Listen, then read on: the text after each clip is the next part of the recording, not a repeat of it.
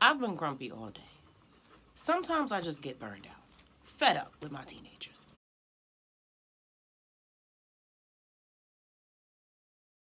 It's not like they did anything wrong in particular. They're just getting on my nerves. I live with 3 teenagers, mindless, neurodivergent, unfocused teenagers. I just need a break sometimes from the questions and the teasing and just, I need time alone. I spend a lot of time processing my trauma. I have bipolar 2 and avoidant personality disorder, and I get very overwhelmed. I have spiritual sensitivities, I have food sensitivities, I'm triggered by everything, loud sounds, bright lights, disorder.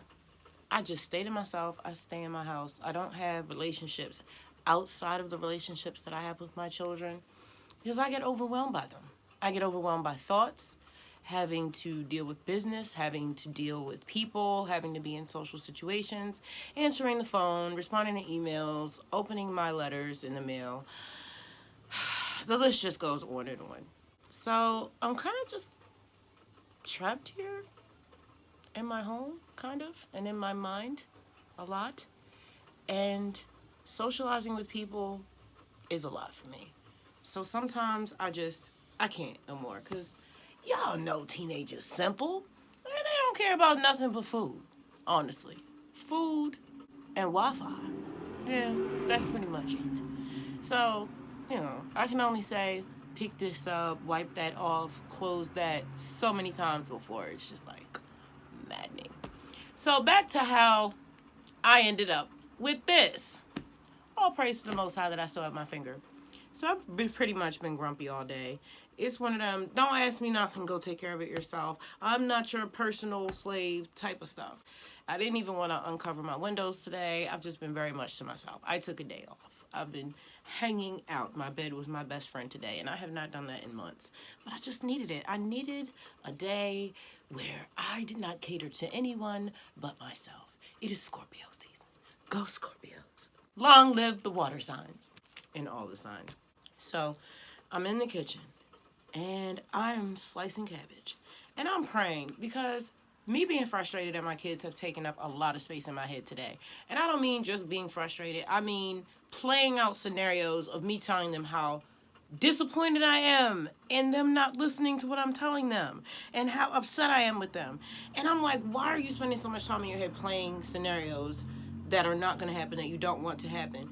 Well, maybe it's because I'm not going to say these things to them in real life, but I'm afraid if I play them in my head too much, I'm going to say them in real life. And it's not that they're untrue things. It's just in my head, I'm like berating them and I'm just like so frustrated. So then I look up and it's been like hours that I'm doing this, like obsessively, because I'm so frustrated. And I felt bad about that. I felt really, really bad. I haven't been open for conversations today or hugs or questions, none of that. And while, yes, obviously parents need to take time out, I don't feel like I needed to go about it the way that I did. But I just, at that point, I was so frustrated and fed up. I don't know how that would have gone, but we're going to do better next time. So I'm in there and I'm cutting cabbage and I'm praying and I'm like, I'm sorry. I should not have wasted so much energy and time cussing out my kids in my head. And I'm like, I feel like I should pay some type of penance. God, I'm sorry. And before I could even get inch out of penance, I had sliced my daggone finger. And I'm talking about blood all over the kitchen. So I go into Judah's room because he's the calm Pisces. He's not going to lose his temper in an emergency situation. And normally I would let it go, but I cut off half my finger. And I just needed an ibuprofen. And he's the only one that has stuff like that. So I went in there and he's like, how bad is it? I'm like, it's pretty bad. Can I get ibuprofen? And then he was like, how did this happen? And normally I'd be like, I don't want to tell you, but he's not going. He's like, well, no, how did this happen? And no, he didn't even say that. He was like, he specifically asked me, what were you thinking about when you did that? And it was like, why is he so specific? Like, that's why I felt like I had to answer him, because it would have been different if he had asked me how it happened. But that's not what happened. He specifically asked me, what were you thinking about when you did that? And I was like, I don't want to tell you. And I was like, but I feel like, whatever, I'm just going to tell you. And then I told him, and he was like, you subconsciously punished yourself for no reason. And I just felt so embarrassed because, like, not my child. dropping such deep knowledge on me. And he does this all the time, the Pisces. And I mean, he wasn't wrong. And it touched me deeply as he was in there wiping up my blood off the floor and making sure that I was okay and giving me a hug. First of all, I felt so loved and taken care of. And that was a great feeling. And I appreciated that. I feel like it's a healthy love between a mother and a son, because I felt so cared for in that moment, which made me feel like even more of a douchebag for cussing them kids out in my head all day long. Because at the end of the day, all teenagers think about is food and Wi-Fi.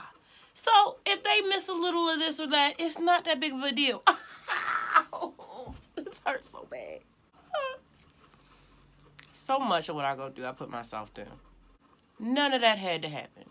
None of it. None of that had to happen.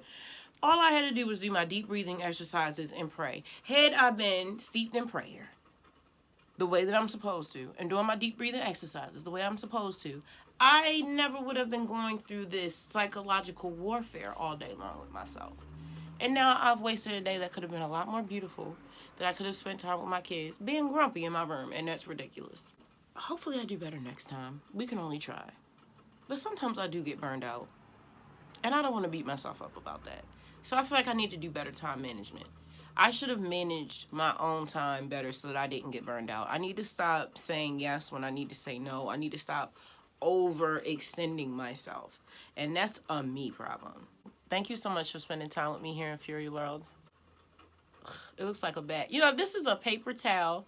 I put some peroxide in water on there to clean it out immediately, because he had just cut a burger with that knife. So I freaked out like, oh my gosh. I immediately cleaned that out because I keep water and peroxide around. I use that to treat my plants so that they don't get mites or springtails. So I dumped that on there. Then I put some antibacterial cream and then a paper towel, wrapped it up and put some tape on there. That's what we're doing for right now. But I'm about to go make a cabbage sandwich and think about what I've done and how I'm going to do better next time. Because, girl, this was ridiculous. Not you cussing everybody out in your head and being grumpy and then guilt-tripping yourself into cutting the end of your finger off. Who does that? I love you. If you're interested in checking out my playlist, I have one on spirituality, indoor gardening, single parenting, Fury in the studio, Fury's kitchen, and Blue Girl Wrapped in Brown, a story of my life growing up in Baltimore as an adopted child, not knowing she was adopted until she was 11. If you're interested in checking out my music, it's available on all music streaming platforms worldwide under my artist name, The Fury of Abyss. I love you, and I'll check you in the next episode. Peace.